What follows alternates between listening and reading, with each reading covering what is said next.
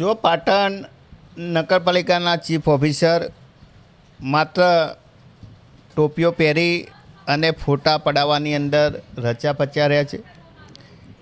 માત્ર ટોપી પહેરવાથી કામ ના થઈ શકે. હંમેશા જે લોકો ટોપીઓ ફેરવવા માટે ટેવાયેલા હોય એવા લોકોને મારે કહેવું છે કે પ્રી મોન્સૂનના નામે લાખો રૂપિયાનો ખર્ચ કરો છો અને માત્ર પહેલા વરસાદની અંદર 4-5 ઇંચ વરસાદની અંદર પાટણ એ પાણીની અંદર તરબોળ બન્યું છે. ઘણી બધી જગ્યાએ પાણી ભરાયા છે. પાટણની જનતા હેરાન પરેશાન થઈ ગઈ છે.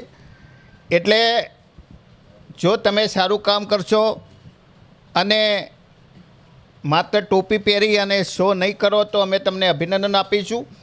પરંતુ સરકારે પણ આ બાબતે ગંભીર નોંધ લીધી છે કે આ ચીફ ઓફિસર કેટલા જાગૃત છે. કમિશનરે પણ નોટિસ આપી છે.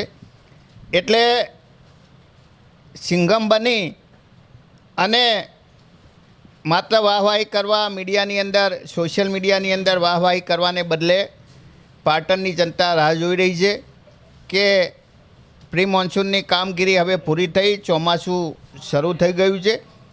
વર્ષોથી જે પણ જગ્યાએ પાણી ભરાવાની સમસ્યા છે નગરપાલિકાના રેકર્ડ ઉપર છે.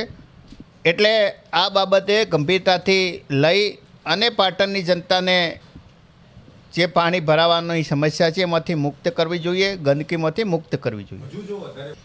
મને લાગે છે કે જે રીતે અગાઉ એક ચીફ ઓફિસર હતા એ કૂદકો મારી અને પાણીની કેનાલની અંદર પડ્યા હતા.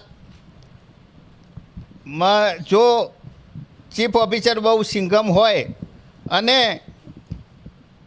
કૂદકો મારી અને કેનાલમાં પડશે તો પાણી નીકળી જશે.